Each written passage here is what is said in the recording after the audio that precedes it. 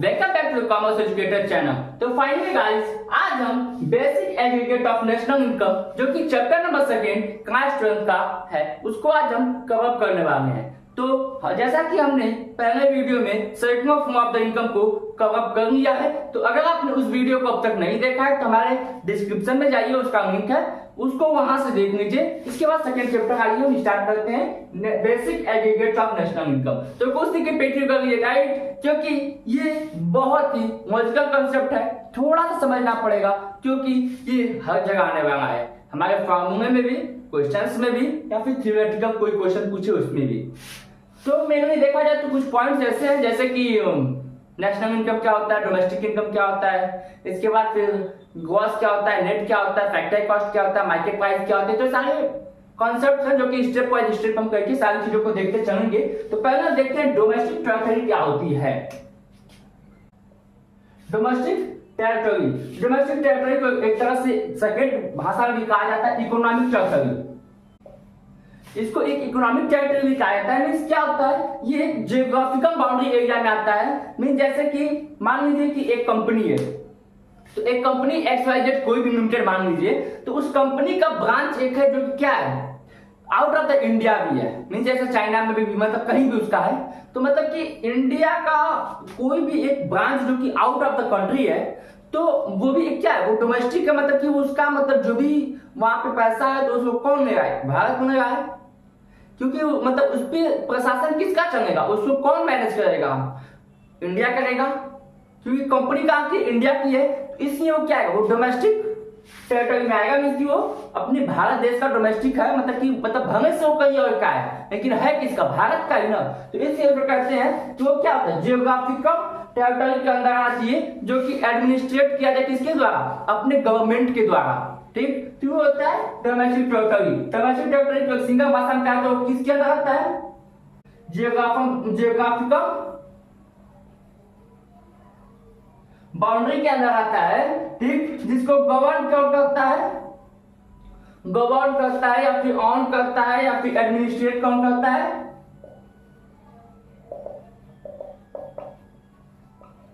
Administrated by government. Means की domestic territory चाहे किसी भी डोमेस्टिक, मतलब कि जैसे मतलब चाइना के पॉइंट ऑफ व्यू से देखा जाए तो चाइना का कोई भी कंपनी है जिसका ब्रांच अगर इंडिया में खुला हुआ है तो भारत का नहीं है, वो है इंडिया का ही। ठीक, वो बाउंड्री एरिया किसके आएगा, चाइना की बाउंड्री एरिया में आएगा वो, और उसका एडमिनिस्ट्रेशन कौन करेगा, चाइना गवर्नमेंट करेगा। मीन चाइना गवर्नमेंट ही सारी चीज देखे करेगा। वैसे अगर भारत की कोई कंपनी है जो कि चाइना में अपने ऑफिस खोला है, मीन अपना ब्रांच खोला है, तो उसका जियोग्राफिकल बाउंड्री इंडिया के अंदर आएगा और एडमिनिस्ट्रेटर कौन करेगा, गवर्नमेंट करेगा। ठीक, अब हम देखते हैं कि इसमें मतलब कि क्या क्या नहीं इंक्लूड होता है। तो जैसे कि एम्बेसीज हो गए, फॉरेन एम्बेसीज होते हैं, वो इसमें इंक्लूड नहीं किए जाते हैं। इसके बाद कैंडिडेट्स एंड मिलिट्री सोमेट्रिक्स जो होते हैं वो सब इसमें नहीं कैलकुलेट किए जाते हैं। तो अब देखते हैं हम नॉर्मल रेसिडेंट्स। तो नॉर्मल रेसिडेंट्स एग्जैक्टली तौर पर क्या होता है, मींस कि सामान्य तौर पर रहने वाला व्यक्ति, मींस कि चाहे वो कहीं का भी हो, आउट ऑफ द इंडिया हो, आउट ऑफ द मतलब कहीं किसी भी देश का हो, लेकिन अगर वो हमारे भारत एरिया में, हमारे देश में वो अगर 1 साल से अधिक रह रहा है, कमा रहा है, खा रहा है, यहीं पे सारी मतलब इनकम जनरेट कर रहा है, सारी एक्सपेंडिचर यहीं पे कर दे रहा है, ठीक, तो वो क्या होगा, हमारा नॉर्मल रेसिडेंट होगा एक इंडिया के अंदर का। वैसे सामान्य तौर पे एक बाउंड्री एरिया के अंदर में रहने वाले जो भी व्यक्ति होते हैं उन क्या होते हैं, नॉर्मल रेसिडेंट्स होते हैं। मींस कि नॉर्मल रेसिडेंट्स मतलब क्या होता है कि कोई भी एक कंट्री का व्यक्ति हो जो कि उसी देश में रह रहा है, उसी मतलब कि बाहरी कंट्री का भी, अदर कंट्री का भी। जैसे कि एक अमेरिका का पर्सन है जो कि यहाँ आया, कमा रहा है, खा रहा है, मीन्स कि यहीं पे इनकम जनरेट कर रहा है और यहीं पे एक्सपेंडिचर कर दे रहा है। ठीक, तो वो क्या हो रही है, वो एक नॉर्मल रेसिडेंट है इंडिया का। उम्मीद करते हैं आपको नॉर्मल रेसिडेंट समझ में आया होगा। अब हम बढ़ते हैं आगे और देखते हैं कि इसमें क्या क्या इंक्लूड नहीं होता है। तो इसमें इंक्लूड नहीं होता है टूरिस्ट लोग होते हैं जो कि मतलब कि फॉरेन टूरिस्ट होते हैं, फॉरेन टूरिस्ट हो गए और विजिटर हो गए, मतलब जो कि विजिट करने आते हैं। ठीक, इसके बाद इंटरनेशनल ऑर्गेनाइजेशंस होते हैं,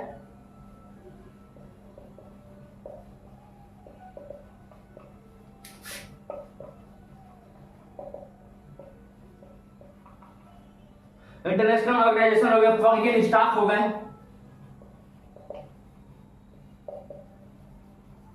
ये पे काउंट कर जैसे मतलब फॉरेन टूरिस्ट मतलब क्या, मतलब कि कुछ समय के लिए आए, घूमे गए, वो कमाएंगे खाएंगे, नहीं कमाए खाएंगे। इंटरनेशनल ऑर्गेनाइजेशन हो गया मतलब कोई बाहरी देश का व्यक्ति हो गया, ठीक। और चाहे इंटरनेशनल ऑर्गेनाइजेशन हो गया मतलब कंपनियां हो गई, तो मतलब ऑर्गेनाइजेशन, ठीक। तो ऐसे कुछ हो गए जैसे फॉरेन स्टाफ हो गया मतलब कोई स्टाफ है, मतलब ये सारी चीजें नॉर्मल रेजिडेंट्स में नहीं काउंट किए जाते हैं, ठीक। इंप्लॉइज ऑफ इंटरनेशनल, कोई मतलब इंटरनेशनल इंप्लॉय है तो वो भी काउंट नहीं किया जाएगा। एक सिटीजनशिप क्या होता है, एक वर्ड है सिटीजनशिप। तो सिटीजनशिप को आइए हम देखते हैं, सिटीजनशिप क्या होता है। तो सिटीजनशिप मतलब कि नागरिकता, सिटीजनशिप।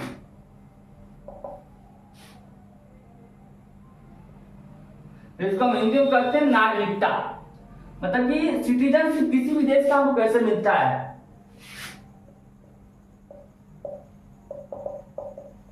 बाय बर्थ मिल सकता है,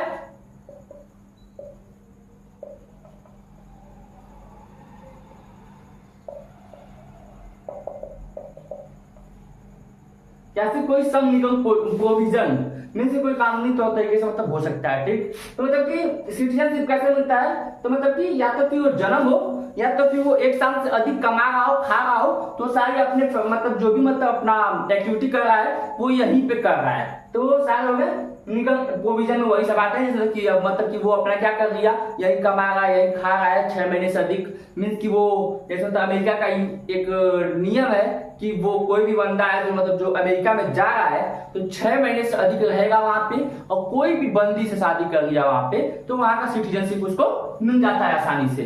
तो ऐसे मतलब क्या कर रहा है, लीगल प्रोविजन मतलब किसी भी कानूनी तौर तरीके से क्या कर रहा है, सिटीजनशिप मिल रहा है। और एक तो मीन्स की वही पैदा हुआ तो वो एक उसका सिटीजनशिप हो गया। अब एक टॉपिक है जिसमें देखते हैं फैक्टर इनकम।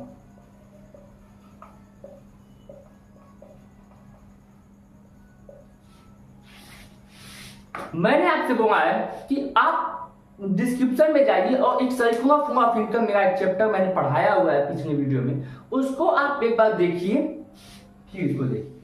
मैंने क्यों बोला इसका रीजन भी देता हूं। देखिए जैसे एक यहाँ पे वर्ड है फैक्टर इनकम, तो फैक्टर इनकम को मैंने एक डीपली तौर तरीके से सर्कुलर फॉर्म ऑफ इनकम में मैंने बताया हुआ है कि कैसे कैसे ऑर्गेनाइजेशन प्रोडक्शन हाउस से, हाउस होम से, ठीक, फॉर्म, गवर्नमेंट, फिर मतलब कैसे कैसे आपस में कैसे कैसे इनकम सर्कुलेट होता है किसी भी इकोनॉमी के अंदर, फैक्टर इनकम क्या होता है, फैक्टर सर्विस क्या होते हैं, तो सारी चीजें उसमें समझाया हुआ है। लेकिन एक ओवरव्यू के तौर पे इसे समझाने के लिए आपको एक बार और बता देता हूं। Factor income are those income which is received, ठीक। Factor income are those income which is received, किससे रिसीव होगा, फ्रॉम द फैक्टर सर्विस, ठीक। फैक्टर इनकम रिसीव किससे होगा, फैक्टर सर्विस से होगा। अब आपको यह समझने की जरूरत है फैक्टर इनकम क्या है, फैक्टर सर्विस क्या है। तो जैसे कि मान लीजिए कि यहाँ पे एक प्रोडक्शन हाउस है या फिर फर्म है और यहाँ पे एक हाउस होल्ड है, ठीक।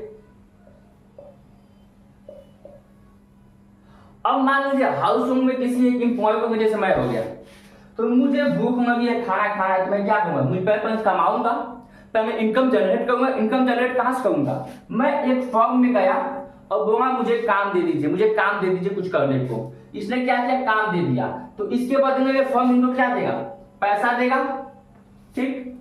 मीन्स इनको क्या दे रहा है ये फर्म, ये यहाँ पे सर्विस दे रहा है, तो इनको यहाँ पे क्या मिला, इनकम मिला। इतनी चीज समझिए, यहाँ पे इन्होंने सर्विस दिया तो यहाँ पे इन्होंने क्या मिला, इनकम मिल गया, पैसा मिल गया। मीन्स इसने फर्म का कुछ काम किया, प्रोडक्शन हाउस का कुछ काम किया, इंडस्ट्री का कुछ काम किया, तो उसमें इनको क्या मिला, इनकम मिल गया, ठीक। अब सर्विस में क्या क्या दे सकते हैं, सर्विस में दे सकते हैं, सर्विस मीन्स की जैसे कि इंवेंट दे सकते हैं, कैपिटल दे सकते हैं, लेबर हो गया, ठीक। इसमें एक होता है एंटरप्रेन्योरशिप, ठीक, या फिर कह सकते हैं उसको बिजनेसमैन,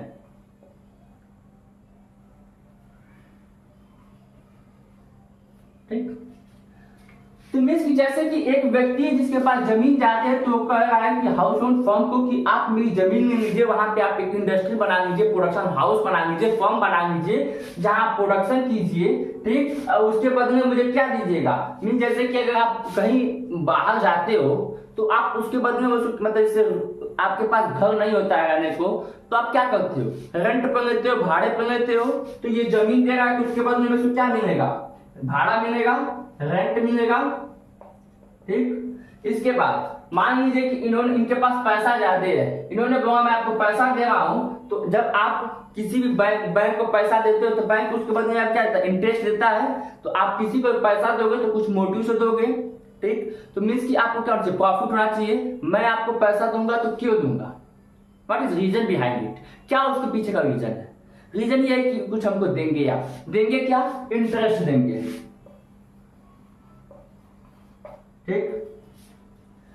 इसके बाद मीन्स कि कोई मान लीजिए आपका घर बनाने आया, तो घर बनाने आया तो आप कुछ क्या दिहाड़ी देते हैं। दिहाड़ी एक देहाती भाषा में कहा जाता है दिहाड़ी, इसको वेजेस कहते हैं। तो वेजेस हो गया। बिजनेसमैन, जैसे कि एक बिजनेस है जिसमें एक क्या हो, बिजनेसमैन हूं, और यहाँ पे एक XYZ कोई भी लिमिटेड एक कंपनी है या फिर बिजनेस है। मैं गया बिजनेस के मैन के मतलब कंपनी में और बोला कि मैं आपके कंपनी को ग्रोथ करा सकता हूं, मैं आपके बिजनेस का ग्रोथ करा सकता हूं, मैं आपके परचेस और सेल की मतलब जो प्रक्रिया है उसको मैं बढ़ा सकता हूं, आपके मार्केट में आपकी वैल्यू बढ़ा सकता हूं आपके बिजनेस की। तो ये क्या होगा, बिजनेसमैन क्या देगा, दिमाग देगा, ठीक। तो एक बिजनेस में दिमाग दे रहा है, ठीक। तो मान लीजिए बिजनेस का मेन मोटिव क्या होता है, हमने जो है कि बिजनेस के बुक में भी पढ़ा था कि the main motive of the business to be earn a profit, ठीक। तो मीन्स कि बिजनेसमैन क्या पाएगा, जब बिजनेस प्रॉफिट पाएगा तो जो आप पाओगे वही ना अपने इंप्लॉयज को दोगे। मीन्स कि बिजनेस जब आप बिजनेस क्या कर रहा है, अपने परफॉर्मेंस से वो प्रॉफिट अर्न कर रहा है, तो वो अपने इंप्लॉयज को क्या देगा, प्रॉफिट ही देगा।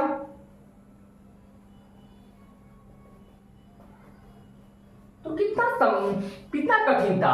मीन्स कि फैक्टर सर्विस देंगे तो फैक्टर इनकम पाएंगे। तो यही सारी चीजें क्या है, फैक्टर इनकम है, ठीक। तो फैक्टर इनकम क्या है, ये सारी चीजें फैक्टर इनकम है जो किससे पाई जाती है, फैक्टर सर्विस से पाई जाती है, ठीक। मीन्स कि जब ये काम आप करेंगे तो ये चीजें पाएंगे, ठीक ना। तो ये आप हाउस होल्ड किसी फर्म को ये सारी इसमें से कोई भी सर्विस देगा तो फिर फर्म क्या करेगा, उसके सर्विस के अकॉर्डिंग उसको इनकम देगा। उम्मीद करते हैं आपको फैक्टर इनकम समझ में आया होगा। अब हम बढ़ते हैं अपने नेक्स्ट टॉपिक की तरफ और देखते हैं ट्रांसफर इनकम। ट्रांसफर इनकम, तो ट्रांसफर इनकम एग्जैक्टली होता क्या है। ट्रांसफर इनकम वो इनकम होता है जैसे कि मान लीजिए कि कोई बिजनेस है, तो उस बिजनेस में मतलब जैसे कि पिताजी काम कर रहे हैं, तो पिताजी काम करके आए शाम को, पापा 2 रुपए, पापा 5 रुपए, पापा 10 रुपए, पापा 20 रुपए। क्यों, मैं पैसा ले रहा हूँ। पैसा ले रहा हूँ, क्यों ले रहा हूँ, अदर एक्टिविटी है, वो बात समझ है कि मैं किस काम को ले रहा हूँ, मतलब पैसा उनसे ले रहा हूँ। तो मीन्स कि दिमाग वो लगा रहे हैं, अपना एफर्ट वो दे रहे हैं, सारी चीजें वो कर रहे हैं, लेकिन मैं उसके बदले में क्या कर रहा हूँ, ट्रांसफर इनकम। मीन्स कि मैं पैसा पा जा रहा हूँ, मीन्स मेरा ना कुछ उसमें रोंग रहा, मीन्स कि ना ही मेरा कोई परफॉर्मेंस रहा किसी उस सर्विस को करने में। मीन्स जो फैक्टर सर्विस उन्होंने दिया है तो उसमें मेरा कोई भी इन्वॉल्वमेंट नहीं है, लेकिन मैं बिना मेहनत के पैसा पा रहा हूं। तो क्या होता है, ट्रांसफर इनकम होता है, मतलब कि receive any amount receive without rendering, ठीक। मीन्स कुछ भी रेंडरिंग सर्विस बिना दिए हम कर रहे हैं, तो मतलब कोई भी प्रोडक्टिव सर्विस नहीं कर रहे हैं, हम क्या पा जा रहे हैं, पैसा पा जा रहे हैं, ठीक। तो हो गया हमारा ट्रांसफर इनकम। उम्मीद करते हैं आपको ट्रांसफर इनकम समझ में आएगा। बढ़ते हैं अपने नेक्स्ट टॉपिक की तरफ। तो अब देखते हैं फाइनल गुड्स। तो फाइनल गुड्स एग्जैक्टली होता क्या चीज है, मींस वो गुड्स जो कि फाइनली जब हो चुका है, अब वो एक बार आप कंज्यूम करेंगे, उसके बाद ना ही वो कंजप्शन के बाद बचेगा, ना ही वो इन्वेस्टमेंट कर सकते हैं, ना ही उसको रीसोल्ड कर सकते हैं, ना ही उसको फर्दर प्रोडक्शन कर सकते हैं, ना ही उसको बना सकते हैं, ठीक। तो ऐसा कोई भी प्रोडक्ट, ऐसा कोई भी गुड्स, ऐसा कोई भी चीजें जो कि एक बार आपने उसको कंज्यूम कर लिया, एक बार उसको कर लिया, तो उसके बाद वो फिर बचता ही नहीं, तो उसको फिर आप मतलब रिसोल्ड कर सकें। ऐसे कि एक दूध है, तो दूध को आप क्या क्या कर सकते हैं, दूध को आप पनीर फाड़ सकते हैं, दूध का आप खोआ बना सकते हैं, दूध का आप मतलब अदर अदर एक्टिविटी कई सारी चीजें होती हैं। ठीक, जैसे कि मान लीजिए कि दूध है तो दूध क्या हो गया, फाइनल गुड्स में नहीं आया। क्यों? क्योंकि अब दूध के बाद क्या कर सकते हैं, उसको पनीर बना सकते हैं, उसको मतलब कि फर्दर प्रोडक्शन कर सकते हैं उससे, मतलब फर्दर कुछ ना कुछ उस चीजों उससे कुछ ना कुछ बना सकते हैं। ठीक, तो वो गुड्स जिससे हम कुछ ना कुछ बना नहीं सकते हैं तो डायरेक्ट कंज्यूम करना है। जैसे कि एक बार पनीर फट गया तो उसको क्या कर सकते हैं, पनीर को किसी दूसरे प्रोसेस में तो आएंगे नहीं, अब उसको डायरेक्ट कंज्यूम ही करना है। लेकिन अगर दूध है तो दूध को तो दूसरे प्रोसेस मंगा सकते हैं ना। दूध मान लीजिए बच गया तो उसको हम फिर से क्या कर सकते हैं, उसका खोआ बना सकते हैं, उसका फिर पनीर बना सकते हैं। तो अदर अदर एक्टिविटीज में हम उसको इन्वॉल्व करके कंज्यूम कर सकते हैं। तो ये final goods are those good which are मतलब कंज्यूम फॉर वन टाइम, मतलब एक ही बार में कंज्यूम करने के लिए बचा हो। ठीक, अब हम देखते हैं इंटरमीडिएट गुड। तो इंटरमीडिएट गुड क्या गुड्स है, मीन्स वो गुड्स जो कि फिर से हम उसको बना सकते हैं, फिर से उसको हम बेच सकते हैं। जैसे कि मान लीजिए वो goods which are used either for resale या फिर फर्दर प्रोडक्शन। ठीक, मीन्स आप समझ गए होंगे कि मतलब जैसे कि वो गुड्स जो कि फिर से उसको बेचा जा सकता है या फिर उसको किसी और चीज में कन्वर्ट किया जा सकता है। जैसे कि मैंने आपको मिल्क का एग्जांपल दिया था, तो मिल्क एक इंटरमीडिएट गुड में आएगा क्योंकि उसको फिर से हम बना सकते हैं और उसको किसी दूसरे चीज में कन्वर्ट करके बेच भी सकते हैं। ठीक, तो उम्मीद करते हैं आपको ये सारी चीज समझ में आया होगा। अब हम देखते हैं कंजम्पशन गुड क्या होता है। तो कंजम्पशन गुड मीन्स वो गुड्स जो कंज्यूम किया जाता है, तो इसमें मतलब कई प्रकार के गुड्स आते हैं। जैसे कि एक होता है ड्यूरेबल गुड्स। ये गुड्स कैसा होता है, मीन्स कि इसका जो लाइफ स्पान होता है ना,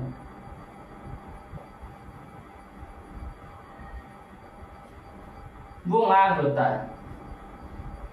ठीक, तो इसको कह सकते हैं लार्ज लाइफ स्पान, या लाइफ स्पान लार्ज होता है इसका। ठीक ना, ऐसे समझिएगा, एवरेज देख बनाते हैं तो लाइफ स्पान लार्ज होता है इसका। मीन्स कितने साल का होता है, 10 से 15 साल का। एक एग्जैक्ट टाइम पीरियड नहीं है लेकिन है। ठीक, जैसे कि फर्नीचर हो गया, फर्नीचर आपने एक बार खरीदा तो फिर क्या बार बार खरीदेंगे क्या, तो फर्नीचर हो गया, एसी हो गया। ठीक, ये सारी चीजें ऐसे गुड्स होगा मतलब कि 10 साल 15 साल एक बार खरीदेंगे तो उसको आप 10 साल 15 साल तक उसको कंज्यूम कर सकते हैं। ठीक, सेमी ड्यूरेबल गुड।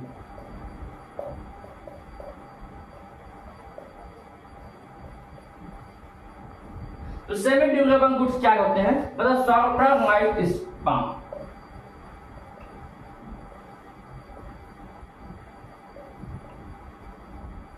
अरे तो इसका कितना लाइफ स्पान होता है, तो अप्रॉक्स कहा जाए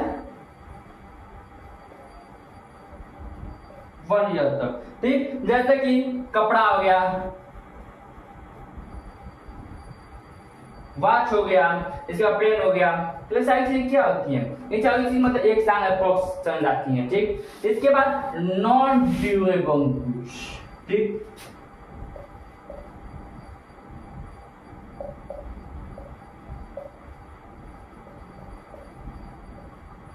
इसकी लाइफ स्पान कितने दिन होती है, तो इसका होता है 1 कॉज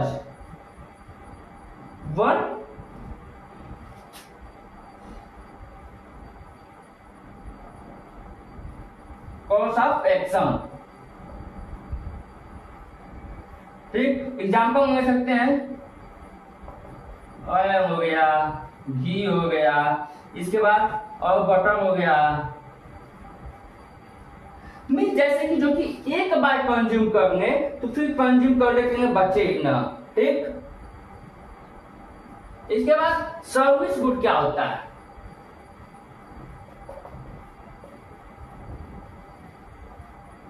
सर्विस गुड्स भी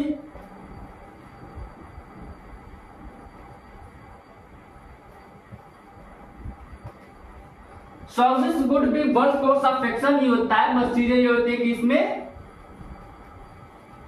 इंटेंजिबल एसेट्स होते हैं।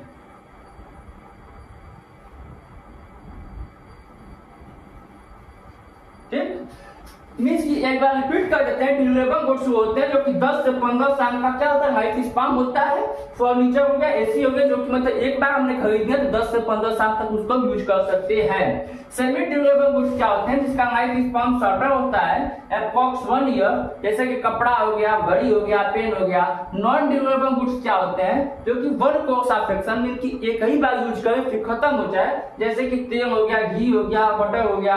ठीक। सर्विस गुड्स क्या होते हैं, ये भी वन कोर्स ऑफ एक्शन नहीं होते हैं, मींस की एक ही बार किया और खत्म हो गया, कि इसमें इंटेंजिबल एसेट्स आते हैं। अब हम देखते हैं सेकंड, कैपिटल गुड्स क्या होते हैं। Capital goods are those goods, मतलब कि capital goods are those final goods, means कि ये फाइनल गुड्स होते हैं, ठीक, जो कि अदर गुड्स को प्रोड्यूस करने में हेल्प करते हैं। मींस कि कोई भी ऐसा चीज जो कि एक सामान दूसरे सामान को बनाने में मदद करे उसे हम कहते हैं कैपिटल गुड्स। एक इसका नाम लेते हैं, they are those final goods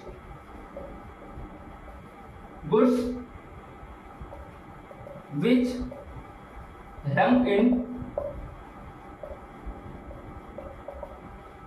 production of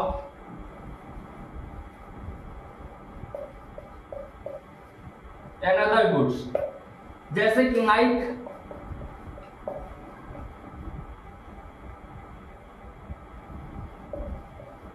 कोई मशीन हो गया, कोई गुड्स को प्रोड्यूस करने वाला मशीन हो गया, ठीक, एक पिक्चर हो गया,